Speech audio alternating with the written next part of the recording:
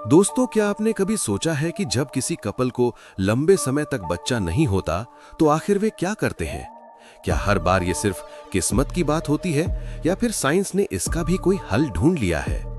आज के समय में जब मेडिकल साइंस इतनी आगे बढ़ चुकी है तो ऐसी कई तकनीकें मौजूद हैं जो उन लोगों की मदद कर रही हैं जो माता पिता बनना चाहते हैं लेकिन किसी कारण से बन नहीं पा रहे। इन्हीं तकनीकों में से एक है आईवीएफ।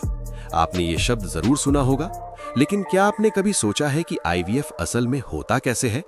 क्या इसमें सिर्फ महिलाओं का रोल होता है या पुरुष भी उतने ही जिम्मेदार होते हैं? और सबसे बड़ा सवाल, असल में क्यों आजकल इतने लोग आईवीएफ को प्रेफर कर रहे हैं?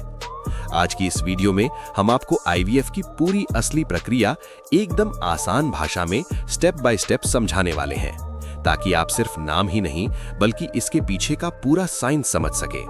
लेकिन उससे पहले एक छोटी सी बात दोस्तों, ऐसी जानकारी भरी वीडियो बनाने में काफी मेहनत और रिसर्च लगती है, तो वीडियो को अंत तक जरूर देखें क्योंकि आगे आपको कई ऐसी बातें पता चलेंगी जो शायद आपने पहले कभी नहीं सुनी होंगी। अब आगे बढ़ते हैं। दोस्तों, आईवीएफ का पूरा नाम है इन विट्रो फर्टिलाइजेशन। सरल भाषा में समझें तो इन विट्रो का मतलब होता है शरीर के बाहर और फर्टिलाइजेशन यानी निषेचन, जहां अंडा और शुक्राणु मिलते हैं। यानी आईवीएफ में महिला के अंडे और पुरुष के शुक्राणु को शरीर के बाहर लैब में मिलाया जाता है और जब उससे भ्रूण यानी एम्ब्रियो बन जाता है तो उसे वापस महिला के गर्भाशय में रखा जाता है। अब इसे और आसान तरीके से समझें। मान लीजिए अगर किसी कारण से शरीर के अंदर अंडा और शुक्राणु मिल नहीं पा रहे तो डॉक्टर उन्हें बाहर एक सुरक्षित लैब में मिलाते हैं। ठीक वैसे ही जैसे एक बीज को पहले नर्सरी में उगाया जाता है और फिर उसे सही जगह पर लगाया जाता है। अब सवाल यह है कि आखिर आईवीएफ की जरूरत क्यों पड़ती है? दोस्तों, इसके कई कारण हो सकते हैं। कभी महिला की फिलोपियन ट्यूब ब्लॉक हो जाती है, यानी अंडा और शुक्राणु मिलने का रास्ता ही बंद हो जाता है। कभी महिला के अंडे सही से विकसित नहीं होते। लेकिन दोस्तों, सिर्फ महिलाओं की ही समस्या नहीं होती। कई मामलों में समस्या पुरुषों से भी जुड़ी होती है, जैसे शुक्राणुओं की संख्या कम होना, उनकी गति यानी मोटिलिटी का सही ना होना या उनका आकार ठीक ना होना। सीधे शब्दों में कहें तो शुक्राणु अंडे तक पहुंच ही नहीं पाते या पहुंचकर भी सही तरीके से निषेचन नहीं कर पाते। और कुछ मामलों में शुक्राणु बहुत कम बनते हैं या बनते ही नहीं। और कई बार सारी रिपोर्ट्स नॉर्मल होने के बावजूद भी प्रेगनेंसी नहीं हो पाती। इसे अनएक्सप्लेन्ड इनफर्टिलिटी कहा जाता है। ऐसे सभी मामलों में आईवीएफ एक मजबूत उम्मीद बनकर सामने आता है। अब समझते हैं पूरा प्रोसेस, और इसे आसान बनाने के लिए हम इसे 5 स्टेप्स में बांटते हैं। पहला, अंडों की तैयारी। दूसरा, एग कलेक्शन। तीसरा, फर्टिलाइजेशन। चौथा, एम्ब्रियो डेवलपमेंट। और पांचवा, एम्ब्रियो ट्रांसफर। तो चलिए शुरुआत करते हैं। सबसे पहला स्टेप है अंडों की तैयारी। नॉर्मल तौर पर हर महीने महिला के शरीर में एक ही अंडा बनता है, लेकिन आईवीएफ में डॉक्टर चाहते हैं कि एक से ज्यादा अंडे तैयार हों ताकि सफलता की संभावना बढ़ सके। इसके लिए महिला को कुछ दिनों तक हार्मोन इंजेक्शन दिए जाते हैं। ये इंजेक्शन अंडाशय को स्टिमुलेट करते हैं और एक साथ कई अंडों को विकसित होने में मदद करते हैं। इसे ऐसे समझिए जैसे किसी पेड़ पर एक फल की जगह एक साथ कई फल उगाने की कोशिश की जा रही हो। इस दौरान डॉक्टर लगातार अल्ट्रासाउंड और ब्लड टेस्ट से निगरानी रखते हैं। अब दूसरा स्टेप, एग कलेक्शन।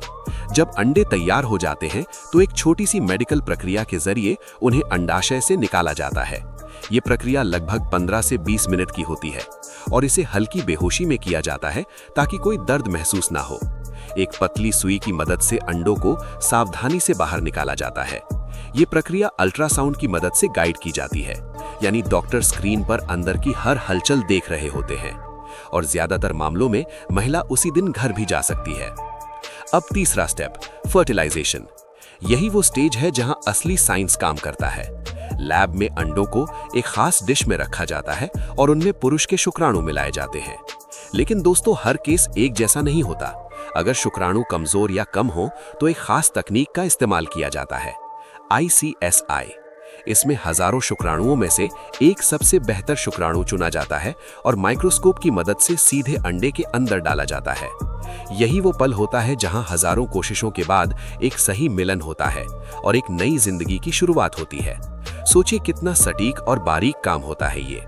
यही तकनीक उन कपल्स के लिए उम्मीद बनती है जहां समस्या पुरुषों की तरफ से होती है। अब चौथा स्टेप, एम्ब्रियो डेवलपमेंट। दोस्तों यही वो स्टेज है जहां हर दिन बहुत महत्वपूर्ण होता है।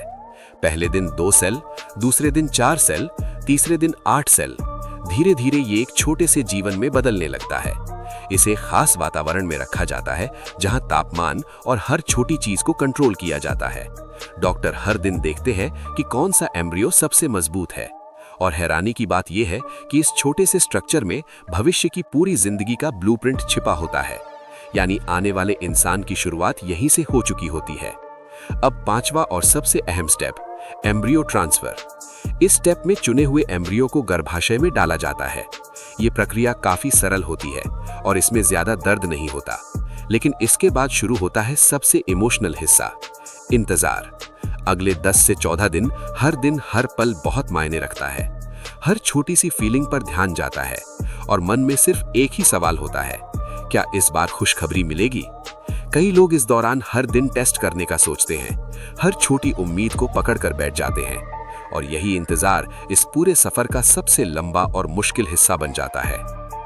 अब दोस्तों जरा सोचिए, ये पूरा प्रोसेस कितना अद्भुत है, जहां एक नई जिंदगी शरीर के बाहर शुरू होती है और फिर वापस अंदर जाकर आगे बढ़ती है।